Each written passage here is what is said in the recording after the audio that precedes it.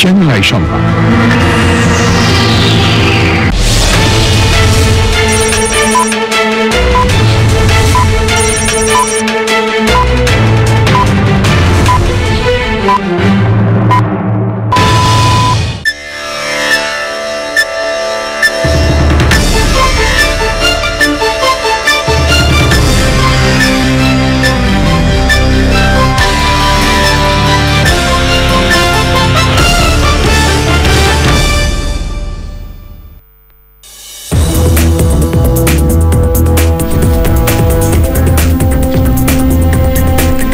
আসসালামু আলাইকুম, স্বাগত জানাচ্ছি চ্যানেল আই সংবাদে। এখনকার সংবাদ আয়োজন নিয়ে সাথে আছি মেহরুন্নেসা তাহমিনা।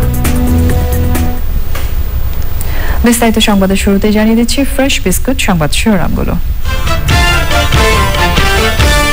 দেশে করোনায় আক্রান্ত ও মৃত্যু কিছুটা কমলেও আত্মতুষ্টির সুযোগ নেই বললেন বিশেষজ্ঞরা। ভারত পরিস্থিতি বিবেচনার আহ্বান।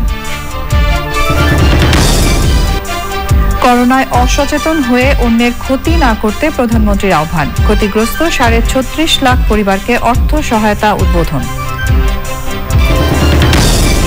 লকডাউনেও রাজধানীতে মানুষ ও যানবাহনের স্বাভাবিক চলাচল। স্বাস্থ্যবিধি মেনে গণপরিবহন চালুর দাবিতে শ্রমিকদের বিক্ষোভ। পশ্চিমবঙ্গে বিশাল ব্যবধানের হ্যাট্রিক জয়ে আবারও মুখ্যমন্ত্রীর আসনে বসছেন মমতা।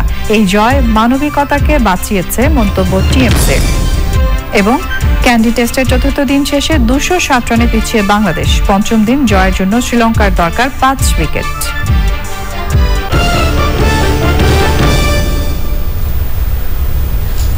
এছাড়াও সোশ্যাল ইসলামী ব্যাংক লিমিটেড বিশেষ সংবাদে যা থাকছে।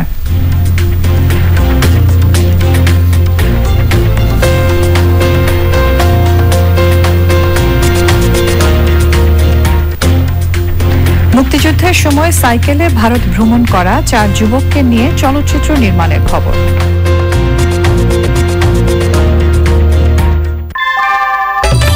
ঘরের চালের স্থায়ী সমাধান আনোয়ার সিমেন্ট শীট, সব সিজনেই ফিট। সংবাদ শিরোনামগুলো জানাচ্ছিলাম, এবার যাচ্ছে বিস্তারিত প্রসঙ্গে।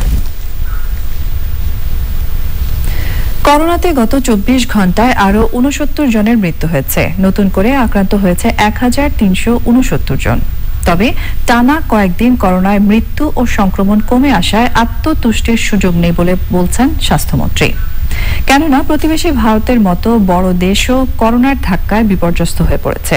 সবাইকে কঠোরভাবে স্বাস্থ্যবিধি মেনে চলার আহ্বান জানান স্বাস্থ্যমন্ত্রী। জান্নাতুল বাকিয়া কেকার রিপোর্ট। দেশে চলতি বছর 26 এপ্রিলের পর থেকে করোনায় দৈনিক মৃত্যুর সংখ্যা 100-র নিচে নেমে এসেছে। রোববার সকাল 8টা পর্যন্ত 24 ঘন্টায় 69 জনের মৃত্যু হয়। এর আগে সর্বশেষ 13 এপ্রিলও 69 জনের মৃত্যু হয়েছিল। নতুন 1359 জন শনাক্ত হয়েছে। পরীক্ষার বিবেচনায় আক্রান্তের হার 9.60%। এর আগে গত বছর 3রা আগস্ট একদিনে নতুন শনাক্ত ছিল 1356 জন। স্বাস্থ্য অধিদপ্তরের সুবর্ণ জয়ন্তী উপলক্ষে এক অনলাইন আলোচনায় স্বাস্থ্যমন্ত্রী আক্রান্ত শনাক্ত কমলেও কঠোরভাবে স্বাস্থ্যবিধি মেনে চলার আহ্বান জানান। আমাদের দ্বিতীয় ঢেউটাকে আমরা নিয়ন্ত্রণে রাখতে সক্ষম হয়েছি। এখন কমছে, সংক্রমণ কমছে, মৃত্যু হার কমছে, কিন্তু আত্মতুষ্টি জায়গা নাই। আমরা যদি আবারও ভুল করি তাহলে আবারও আমরা আক্রান্ত হব। ভারত যে বিধ্বস্ত হয়ে গেছে, একটা বিরাট রাষ্ট্র সামাল দিতে পারছে না, ওই অবস্থায় আমরা পড়তে চাই না। ওই অনলাইন আলোচনায় করোনার অতি সংক্রমণশীল ভ্যারিয়েন্টের কারণে ভারতের বিপর্যস্ত অবস্থা বিবেচনা করে বাংলাদেশকেও সতর্ক হতে হবে বলেন স্বাস্থ্যমন্ত্রী। আমরা চায়না এবং রাশিয়ার সাথে আলোচনা করে আমরা টিকার ব্যবস্থা করছি। চায়না থেকে 5 লক্ষ টিকা অল্প দিনেই চলে আসবে। অনুষ্ঠানে মুক্তিযুদ্ধের সময়কালে স্বাস্থ্য অধিদপ্তরের প্রতিষ্ঠা ও এর প্রতিষ্ঠাতা হিসেবে প্রবীণ চিকিৎসক টি হোসেনকে নিয়ে স্মৃতিচারণ করেন অধ্যাপক ডাক্তার সৈয়দ মোদাসের আলী সহ অন্য চিকিৎসকরা। পরে 2 মেকে স্বাস্থ্য ও কল্যাণ দিবস হিসেবে পালনের প্রস্তাব করেন স্বাস্থ্য অধিদপ্তরের মহাপরিচালক অধ্যাপক ডাক্তার আবুল বাশার মোহাম্মদ খুরশিদ আলম। 2রা মেকে আমাদের স্বাস্থ্য কল্যাণ দিবস হিসেবে আমরা যাতে পালন করতে পারি এই ব্যাপারে আপনি একটা নির্দেশনা দিবেন। জান্নাতুল বাকিয়া কিকা, চ্যানেল আই, ঢাকা। বিরোধী দল দাবি করা রাজনৈতিক দলগুলো করোনার দুর্যোগে কোথায় এমন প্রশ্ন রেখে প্রধানমন্ত্রী শেখ হাসিনা বলেছেন, শক্তিশালী বিরোধী দল হতে হলে আগে মানুষের পাশে দাঁড়াতে হবে। করোনার সময় ক্ষতিগ্রস্ত 36.5 লাখ দরিদ্র পরিবারকে মোবাইলে আর্থিক অনুদান প্রদান অনুষ্ঠানের উদ্বোধনীতে প্রধানমন্ত্রী বলেন, করোনায় একজনের অসচেতনতার জন্য যাতে অনেকে ক্ষতিগ্রস্ত না হয় সেদিকে খেয়াল রাখতে হবে। নীলাদ্রি শেখরের রিপোর্ট। করোনার দ্বিতীয় ঢেউ সামাল দিতে চলছে লকডাউন, ফলে কর্মহীন হয়ে পড়েছেন অনেকে। অসহায় অবস্থায় আছে প্রান্তিক দরিদ্র জনগোষ্ঠী। করোনার অভিঘাতে এমন 36.5 লাখ দুস্থ ও অসহায় পরিবারকে দ্বিতীয়বারের মতো 2,500 টাকা করে আর্থিক সহায়তা দেবে সরকার। গণভবন থেকে আর্থিক অনুদান প্রদান কার্যক্রম উদ্বোধন করেন প্রধানমন্ত্রী শেখ হাসিনা। প্রধানমন্ত্রীর এক ক্লিকে 22,895 জনের মোবাইলে পৌঁছে গেছে টাকা। যারা নিজেদেরকে বিরোধী দল বা প্রতিদিন সরকার উৎখাতের জন্য বক্তৃতা বিবৃতি আন্দোলনের নামে পোড়াও জ্বালাও করে যাচ্ছে, দুর্যোগে মানুষের পাশে কোথায় তারা? কয়টা দুর্গত মানুষের মুখে তারা খাবার তুলে দিয়েছে? কয়টা মানুষের পাশে তারা দাঁড়িয়েছে? তো আমি বলবো যে অন্যান্য রাজনৈতিক গোষ্ঠী বা দল বা যাই আছেন প্রতিদিন কিভাবে সরকার উৎখাত করবেন সেই চিন্তা ভাবনা করেন, তাদেরকে কিন্তু এটা করতে হলে বা শক্তিশালী বিরোধী দল গড়তে হলে মানুষের জন্য কাজ করতে হবে, মানুষের বিশ্বাস আস্থা অর্জন করতে হবে। গণমাধ্যমে যারা সরকারকে পরামর্শ দেন তাদের নিয়েও কথা বলেন প্রধানমন্ত্রী। গরিবকে কি দিতে হবে, মানুষের জন্য কি করতে হবে, করোনা ভাইরাসের টিকা কিনতে হবে কিনা, বা মানুষকে টিকা দিতে হবে, বা মানুষকে কিভাবে স্বাস্থ্য সুরক্ষা দিতে হবে, বাজেটে কোন কোন খাতের উপরে আমরা বেশি গুরুত্ব দেব, এগুলি যখন আমাদের করা শেষ হয়ে যায় তখন তাদের বুদ্ধির দুয়ারটা খোলে এবং তা আমাদের যে কাজগুলি সেগুলি আবার তারা আমাদেরকে পরামর্শ দেন। তো ঠিক আছে, তারা বুদ্ধিজীবী, তারা তো বুদ্ধি বেঁচেই জীবন যাপন করবেন, কাজে সেই জন্য তাদের পরামর্শের জন্য আন্তরিক ধন্যবাদ। করোনা সংক্রমণ এড়াতে স্বাস্থ্য সুরক্ষা বিধি যথাযথভাবে মেনে চলতে বলেন সরকার প্রধান। নিজেকে সুরক্ষিত রাখতে হবে, অন্যকেও সুরক্ষিত করতে হবে। আমরা টিকা দিচ্ছি এবং টিকা আরও নিয়ে আসছি, যত টাকা লাগে আরও টিকা নিয়ে আসবো, কিন্তু আপনাদের সবাইকে স্বাস্থ্য সুরক্ষার যে সমস্ত নির্দেশনাগুলি আমরা দিচ্ছি সেটা কিন্তু আপনারা একটু দয়া করে মেনে চলবেন। আমি জানি রোজার সময়, সামনে ঈদ, যে ঈদের আনন্দ সবাই হবে, কিন্তু এই যে ঘরে ঘরে মানুষ যে মারা গেছে তাদের কথা একটু চিন্তা করবেন। কাজে নিজের জীবনটা যেন নষ্ট না হয় বা তার পরিবার বা বন্ধুবান্ধব জীবনটা নষ্ট হয় সেদিকে সবাই মিলে একটু দৃষ্টি দেবেন। আগামী 3 দিনের মধ্যে এই টাকা পৌঁছে যাবে প্রত্যেকের মোবাইলে। কোন কোন এলাকা? Niladri Shekhar, channel I, Dhaka. সারা দেশে চলমান সর্বাত্মক লকডাউনের মধ্যে গণপরিবহন চালু করার দাবিতে বিক্ষোভ মিছিল করেছে বাংলাদেশ সড়ক পরিবহন শ্রমিক ফেডারেশন। এর মাঝে স্বাস্থ্যবিধি না মেনে রাস্তাঘাট ও বাজারে ভিড় করছেন সাধারণ মানুষ। যানজটও দেখা যাচ্ছে রাজধানীতে। মিথিলা নাজদিনের রিপোর্ট। শুধু চলছে না গণপরিবহন, অন্য সব ধরনের পরিবহনে এক জায়গা থেকে অন্য জায়গায় চলাচল করছেন রাজধানীবাসী। ফলে লকডাউনের মধ্যেও রাজধানীতে যানজট। স্বাস্থ্যবিধি মানা বা সামাজিক দূরত্বের চিত্র নেই কোথাও। সাধারণ মানুষ বলছেন জীবিকার তাগিদেই তাদের বাইরে বের হতে হচ্ছে। যেহেতু ব্যাপক হারে পরিবহনটা চলছে না, মানুষের মধ্যে কিছুটা হলো আননেসেসারি যে মুভমেন্টটা এটা কিছুটা হলো কমেছে। লকডাউন কেউ মানেও না তো, লকডাউনের অবস্থা দেন রাস্তাঘাট জামজট, গাড়ি ঘোড়া মানতাছি না, পেট চলতেছে না, কিন্তু যতটুকু পারতাছি মাইনেই চলার জন্য। সবাই তো আর বুঝতে পারতেছে না ঝুঁকির মধ্যে আছে। স্বাস্থ্যবিধি মেনে গণপরিবহন ও পণ্য পরিবহন চালুর দাবিতে বিক্ষোভ মিছিল করেছে বাংলাদেশ সড়ক পরিবহন শ্রমিক ফেডারেশন। ঢাকার মতিঝিল, গাবতলী, মহাখালী সহ বিভিন্ন জায়গায় এই কর্মসূচি চলে। আমরা এই বিশ্ব করোনার পরিস্থিতিতে আমরা বেঁচে থাকার তাগিদে স্বাস্থ্যবিধি মেনে সরকারের সকল নিয়ম মেনেই আমরা গাড়ি চালাতে চাই। 80 লক্ষ 70 লক্ষ শ্রমিক বেকার, আমরা গরিব মানুষ শ্রমিক, আমরা গাড়ি চালানোর জন্য সরকারের কাছে বিশেষভাবে অনুরোধ করছি, স্বাস্থ্যবিধি আমরা মেনে চলবো, নাইলে তারা আইন কানুন ব্যবস্থা নেবে। রাজধানীর বাইরে দেশের বিভিন্ন জেলায়ও একযোগে বিক্ষোভ কর্মসূচি করে শ্রমিকরা। Mithila Nazneen, Channel I, Dhaka. লকডাউনের মধ্যেও রাজধানীতে মানুষ ও যানবাহন চলাচল প্রায় স্বাভাবিক। শুধু চলছে না গণপরিবহন, ব্যক্তিগত যান চলাচলে রাস্তার মোড়ে মোড়ে জট। লকডাউনের এই মুহূর্তের খবর জানাতে রাজধানীর পান্থপথ এলাকা থেকে আমাদের সঙ্গে যুক্ত হচ্ছেন রিজভি নেওয়াজ। আমরা যাচ্ছি তার কাছে। রিজভি, লকডাউনের এই মুহূর্তে পান্থপথে কি চিত্র লক্ষ্য করছেন আমাদেরকে জানাবেন।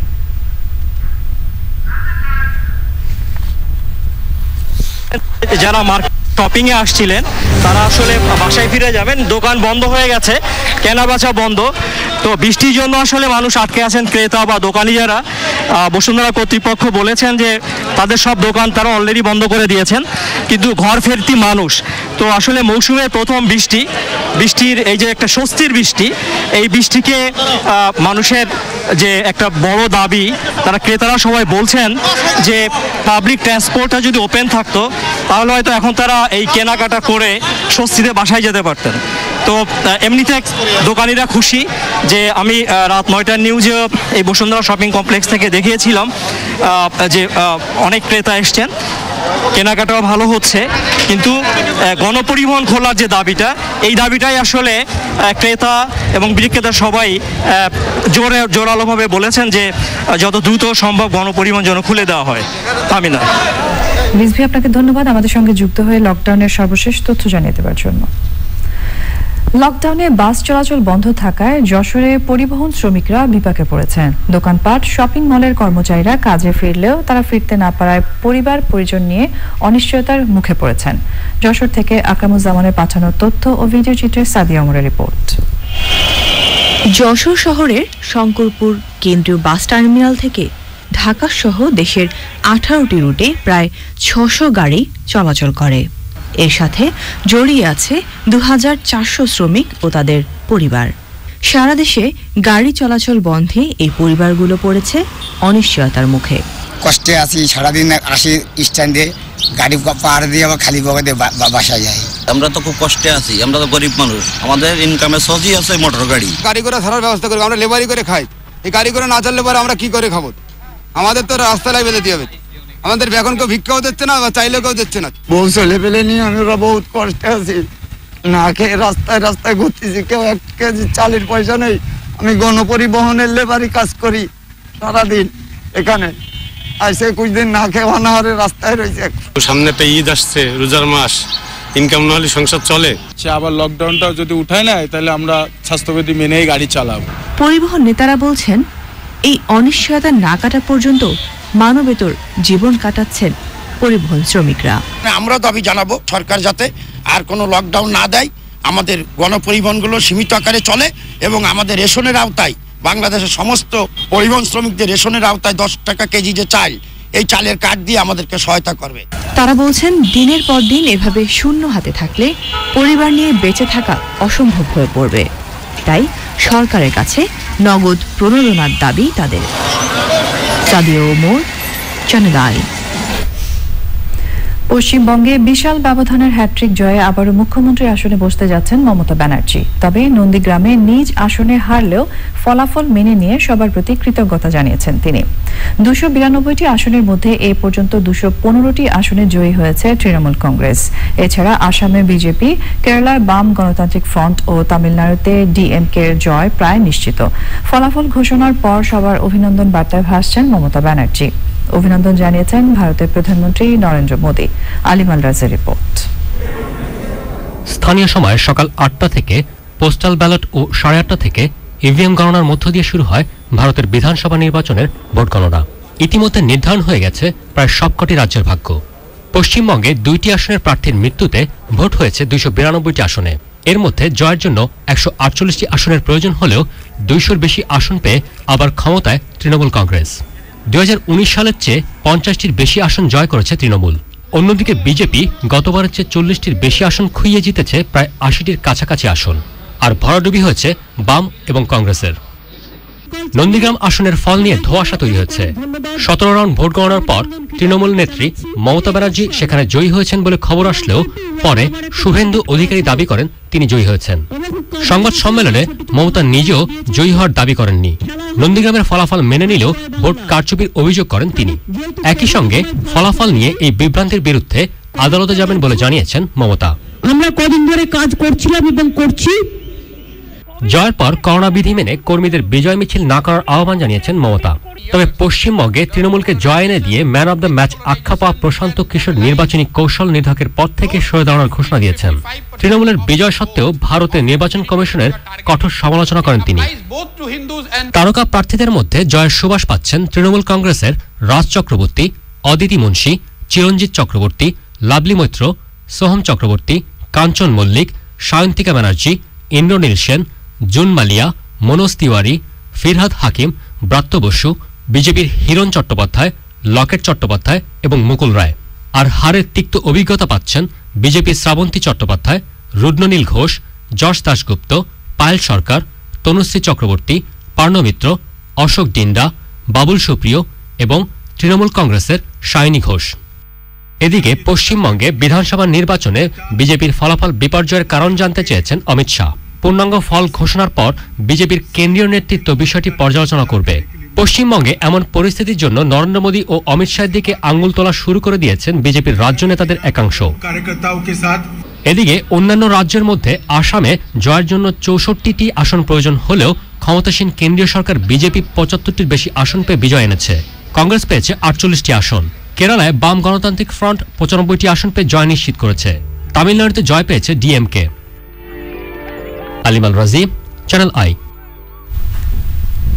ভারতে একদিনে 3,92,488 জন করোনা ভাইরাসে আক্রান্ত হয়েছেন। মারা গেছেন 3,689 জন। করোনা পরিস্থিতি নিয়ন্ত্রণে এরই মধ্যে দিল্লিতে লকডাউন চলছে। মহারাষ্ট্রেও আংশিক লকডাউন চলছে। উড়িষ্যায় সংক্রমণ বাড়ায় 5 থেকে 19 মে পর্যন্ত লকডাউন ঘোষণা করা হয়েছে। তবে কর্ণাটক ও কেরালায় আক্রান্তের সংখ্যা কিছুটা কমেছে। সহায়তা কর্মসূচির আওতায় ফ্রান্সের পাঠানো চিকিৎসা সরঞ্জামের বিশাল চালান ভারতে পৌঁছেছে। করোনা ভাইরাসে বিশ্বে মোট আক্রান্ত 15,28 লাখ ছাড়িয়েছে। মৃত্যু 32,06,000-এর বেশি আর সুস্থ হয়েছেন 13,01,00,000-এর বেশি মানুষ।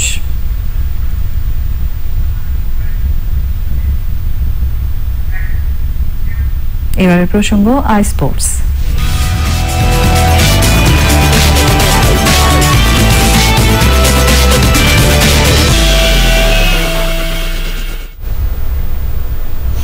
প্রিয় দর্শক, খেলাধুলার সব আপডেট নিয়ে আই স্পোর্টসে আমাদের সঙ্গে যুক্ত হচ্ছেন রাহুল রায়। আমরা যাচ্ছি তার কাছে। রাহুল।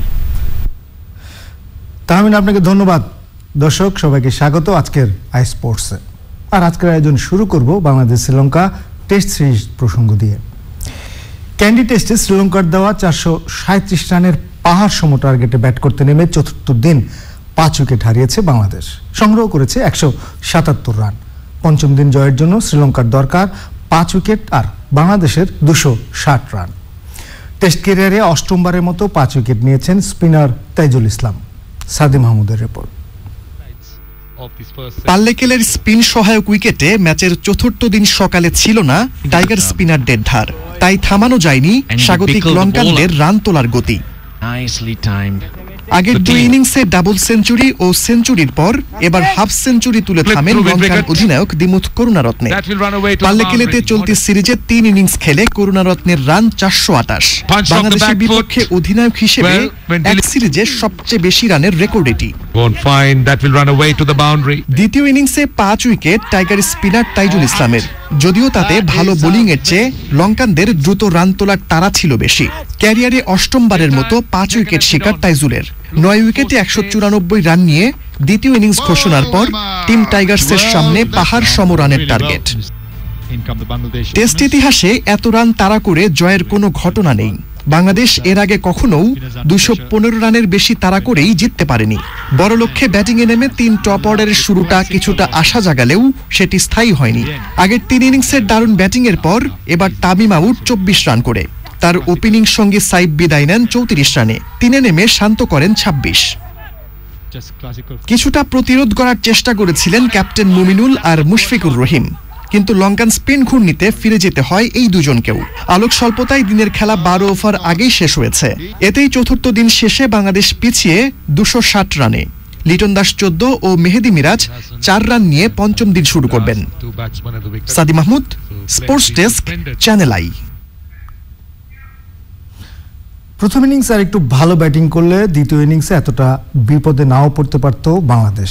তবে শেষ দিনে যতটা সম্ভব উইকেটে টিকে থাকার পরিকল্পনা করেছে দল, জানিয়েছেন নাজমুল হোসেন শান্ত।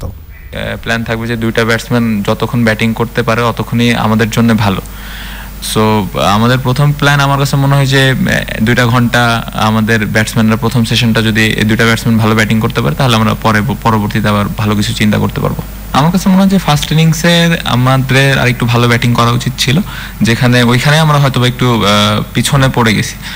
আমরা ভালো শুরু করেছিলাম, 3 উইকেটে আমরা অলমোস্ট 200 রানের মতো ছিলাম। সো ওইখান থেকে আমরা ব্যাটিংটা পরবর্তীতে আর পার্টনারশিপ হয়নি, তো আমার মনে হয় যে ওই জায়গাতে আমরা একটু পিছনে পড়ে গেছি। ঢাকায় শ্রীলঙ্কার বিপক্ষে আসন্ন 3 ম্যাচ ওয়ানডে সিরিজের জন্য বাংলাদেশের প্রাথমিক দলের অনুশীলন শুরু হয়েছে। প্রায় 2 বছর পর জাতীয় দলে ডাক পড়েছে টপ অর্ডার ব্যাটসম্যান ইমরুল কায়েসের। প্রাপ্ত এই সুযোগকে কাজে লাগাতে মুখিয়ে তিনি। কিছু কিছু সময় বাদ পড়াটা অবশ্যই প্লেয়ারের জন্য ভালো। আমি বলবো যে অনেক কিছু লার্ন করা যায় ওখান থেকে, মিস্টেক গুলো কি কি মিস্টেক হয়েছে। আর আমি কখনোই আসলে এভাবে মনে করি না যে ন্যাশনাল টিমের বাইরে চলে গেছে। আমি সবসময় ড্রেসিং রুমটাকে এনজয় করি এবং আমি এটার জন্য আসলে যে প্র্যাকটিসটা করা, যে হার্ডওয়ার্কটা করা সবসময় করে যাই। আমি কখনো ভাবি না যে ন্যাশনাল টিম থেকে বাদ পড়লে আমি বাইরে চলে গেছি। আমি সবসময় মনে করি যে আমি আবার পাশেই আছি, যে কোনো সময় হয়তো যদি আবার পারফর্ম করতে পারি, আবার কামব্যাক করতে। আমি বলবো যে এটা আমার জন্য অবশ্যই গ্রেট অপরচুনিটি যে আবার নতুন করে চিন্তা ভাবনা করা। আইপিএলে দুর্দান্ত ছন্দে আছেন রাজস্থান রয়্যালসের বাংলাদেশি পেসার মুস্তাফিজুর রহমান।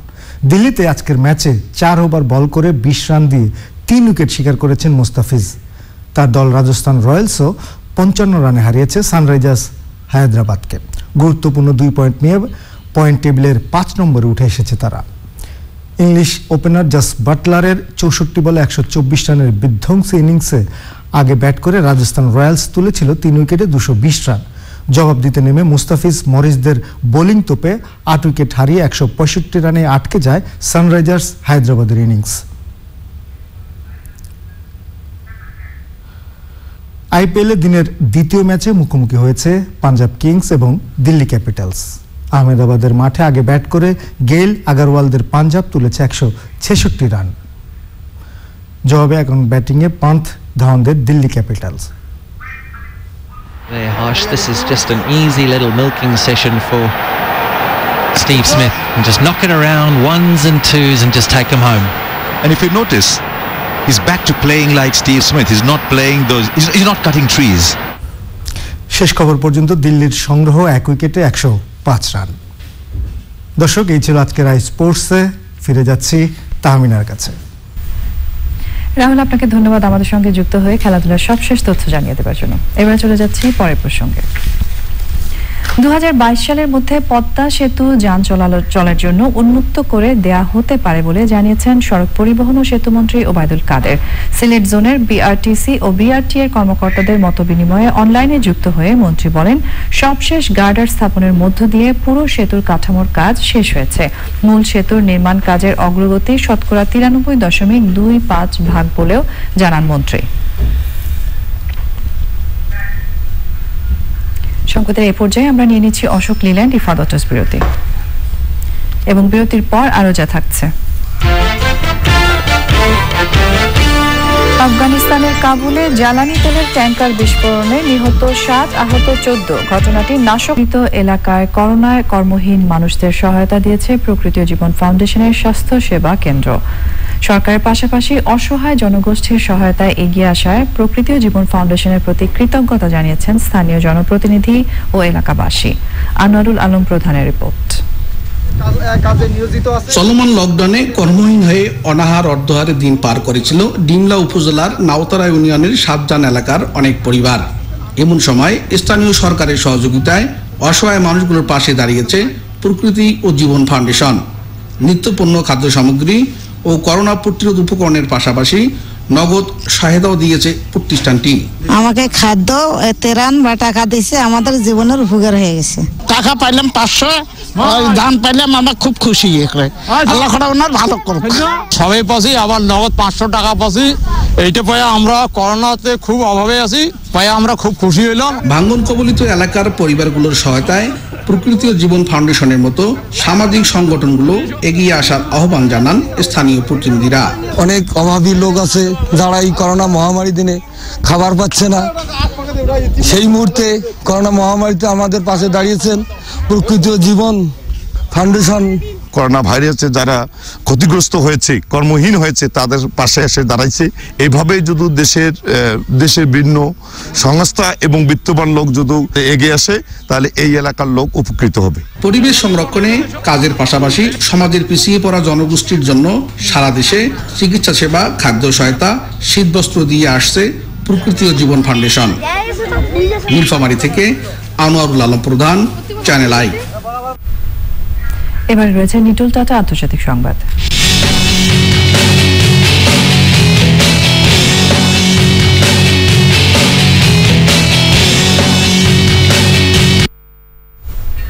আফগানিস্তানের কাবুলে জ্বালানি তেলের ট্যাঙ্কার বিস্ফোরণে কমপক্ষে 7 জনের মৃত্যু এবং 14 জন আহত হয়েছে। নিখোঁজ রয়েছেন অনেকে। কাবুল থেকে উত্তরাঞ্চলীয় প্রদেশগামী মহাসড়কের পাশে পার্কিং করা ট্যাঙ্কারের বিস্ফোরণের পর আগুন ছড়িয়ে পড়ে। ধারাবাহিক বিস্ফোরণে অন্তত 50টি ট্যাঙ্কার ক্ষতিগ্রস্ত হয়েছে। কাবুলে প্রবেশের অপেক্ষায় সেখানে আরও 30টি পার্কিং করা ছিল। এই ঘটনায় একটি তেলের পাম্প ও গ্যাস স্টেশন, একাধিক দোকান এবং আশেপাশের বাড়িঘর ক্ষতিগ্রস্ত হয়েছে। বিস্ফোরণে বিদ্যুতের খুঁটি ক্ষতিগ্রস্ত হওয়ায় কাবুলের বিভিন্ন অংশে বিদ্যুৎ সরবরাহ বন্ধ রয়েছে। এটি নাশকতা কিনা তা খতিয়ে দেখছে পুলিশ। সোশ্যাল ইসলামী ব্যাংক লিমিটেড বিশেষ সংবাদ।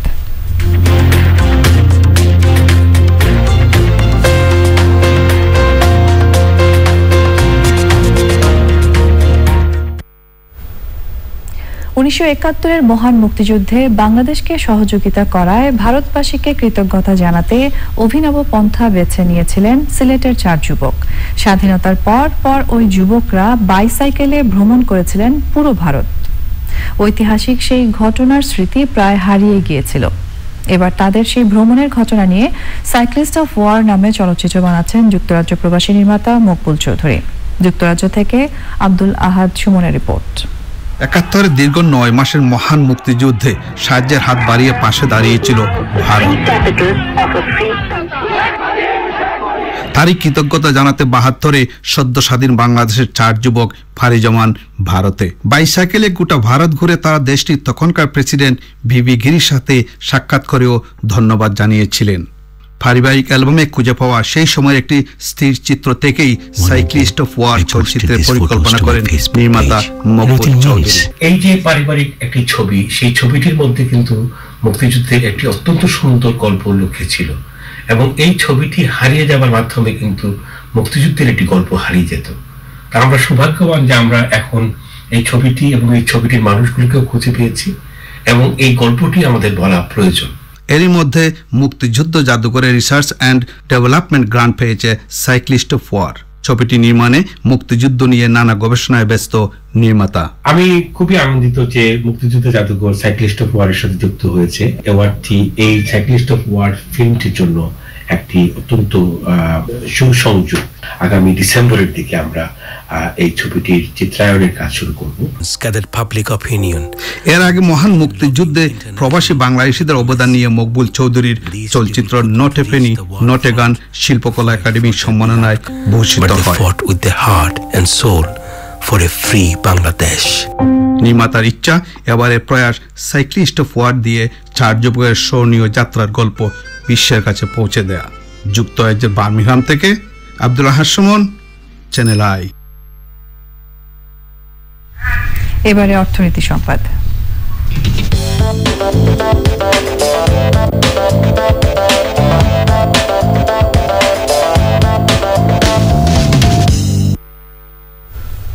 কোভিড-19 সংক্রমণ ঠেকাতে বিশ্বব্যাপী চলছে টিকা প্রয়োগ কার্যক্রম। সম্প্রতি প্রকাশিত মার্কিন বহুজাতিক স্বাস্থ্য তথ্য সংস্থা IQVIA হোল্ডিংস ইনকের একটি প্রতিবেদনে বলা হয়েছে, ভাইরাসের সংক্রমণ প্রতিরোধে কোভিড-19 টিকাদান কার্যক্রমের পাশাপাশি প্রতি 2 বছরে একটি করে বুস্টার ডোজের প্রয়োজন হতে পারে।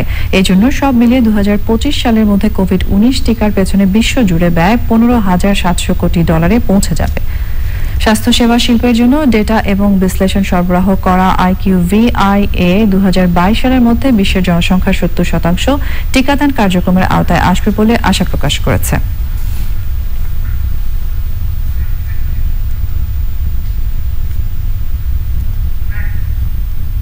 চট্টগ্রাম সংবাদ।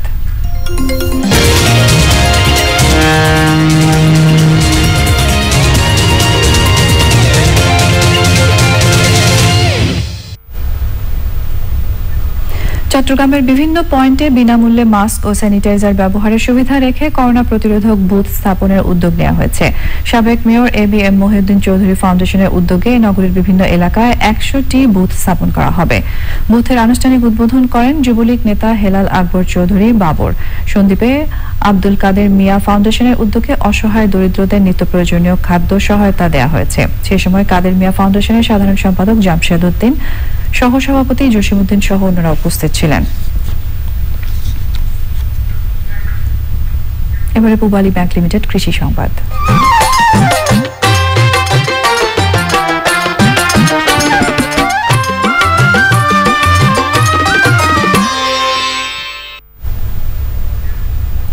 গাইবান্ধার বিভিন্ন এলাকায় নতুন জাতের রপ্তানিযোগ্য মিষ্টি আলুর চাষ হয়েছে। স্থানীয় জাতগুলোর চেয়ে নতুন জাতটির ফলন অনেক বেশি।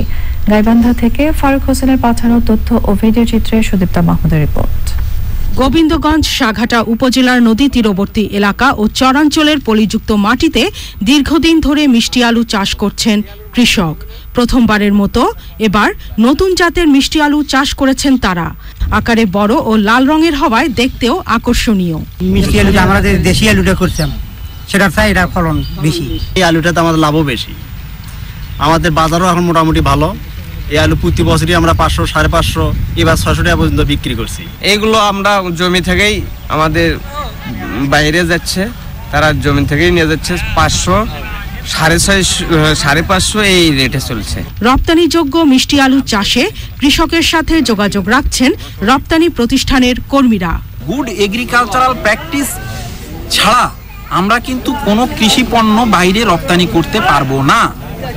সেই কথা মাথায় রেখে আমরা কিন্তু এই উৎপাদন পদ্ধতির দিকে নজর দিয়েছি এবং একই রকম ভাবে উন্নত লতা এবং সঠিক পরিমাণে সঠিক সময়ে সারের পরিমাণ এবং কীটনাশক এর মাত্রা আমরা এটা কৃষকদের সবসময় নিয়ন্ত্রণ করছি। নতুন জাতের মিষ্টি আলুর আবাদ সম্প্রসারণে কাজ করছে কৃষি বিভাগ। প্রতি জমিতে মিষ্টি আলু চাষাবাদ কম করে কিন্তু কৃষকরা একাধারে যেমন লাভবান হচ্ছে, সেই সাথে এই মিষ্টি আলু যেহেতু এটা আমরা জাপানি জাত উৎপাদন করেছি, এটা আমরা সরাসরি জাপানে রপ্তানি করব। একদিকে যেমন এই চরাঞ্চল মানুষের জীবন জীবিকার একটা পথ খুলে যাচ্ছে, খুব সহজে তারা উৎপাদন করতে পারছে। অন্যদিকে আমরা বিদেশে এই জাপানি জাতের মিষ্টি আলু রপ্তানি করে আমরা বৈদেশিক মুদ্রা অর্জন করতে পারব। চলতি বছর জেলায় 3175 হেক্টর জমিতে মিষ্টি আলুর চাষ হয়েছে। Sudipta Mahmud, channel I. প্রকৃতি সংবাদ।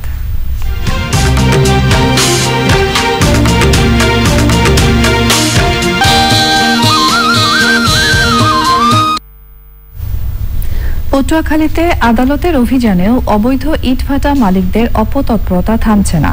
আইন অমান্য করে ইটভাটাগুলোতে কৃষি ও সরকারি খাস জমির মাটি কেটে গাছ পোড়ানো হচ্ছে।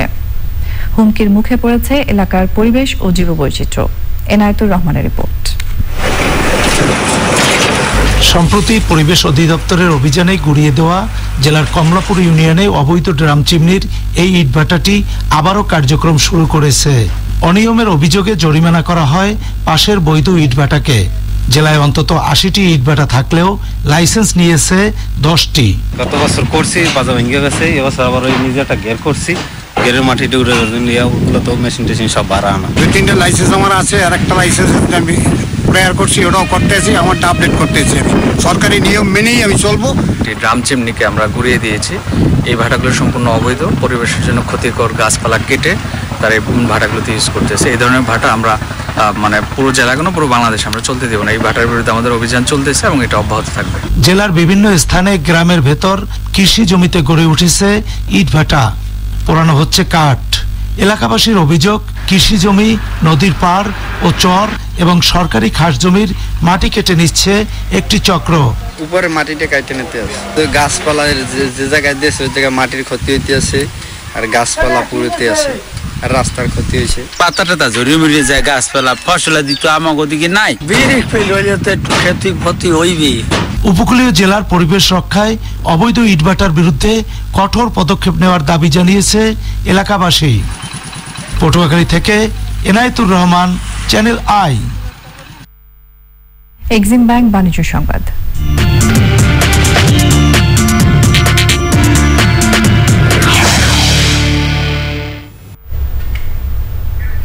ঢাকা স্টক এক্সচেঞ্জে আজ সপ্তাহের প্রথম কার্যদিবসে লেনদেনে ঊর্ধ্বমুখী প্রবণতা দেখা গেছে। আগের কার্যদিবসের চেয়ে ডিএসইএক্স সূচক 37 পয়েন্ট বেড়ে 5517 পয়েন্টে দাঁড়িয়েছে। বেড়েছে অধিকাংশ কোম্পানির শেয়ারের দাম।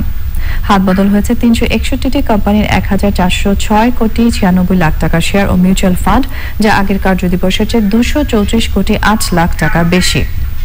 এর মধ্যে দাম বেড়েছে 180টির, কমেছে 104টির এবং অপরিবর্তিত থাকে 77টি কোম্পানির শেয়ারের দাম। সংবাদে এরই সঙ্গে আমরা আবারও নিয়ে নিচ্ছি অশোক লিল্যান্ড ইফাদ অটোস বিরতি, এবং বিরতির পর আরো যা থাকছে। সিলেটে সড়ক দুর্ঘটনায় একই পরিবারের 4 জন সহ 5 জন নিহত। ট্রাক পরিবারের 4 জন সহ 5 জন নিহত হয়েছেন, আহত হয়েছে আরো 2 জন। পুলিশ জানিয়েছে সকাল 6:30টার দিকে সিলেট তামাবিল সড়কের জৈন্তাপুর উপজেলার ফেরিঘাট এলাকায় ট্রাক ও সিএনজি অটোরিকশার সংঘর্ষে ঘটনাস্থলে 5 জনের মৃত্যু হয়। নিহতরা হলেন জৈন্তাপুরের পাখিবিল গ্রামের সিএনজি অটোরিকশা চালক হোসেন আহমদ, একই উপজেলার রূপচেং গ্রামের সাদিয়া বেগম, তার 4 মাসের শিশু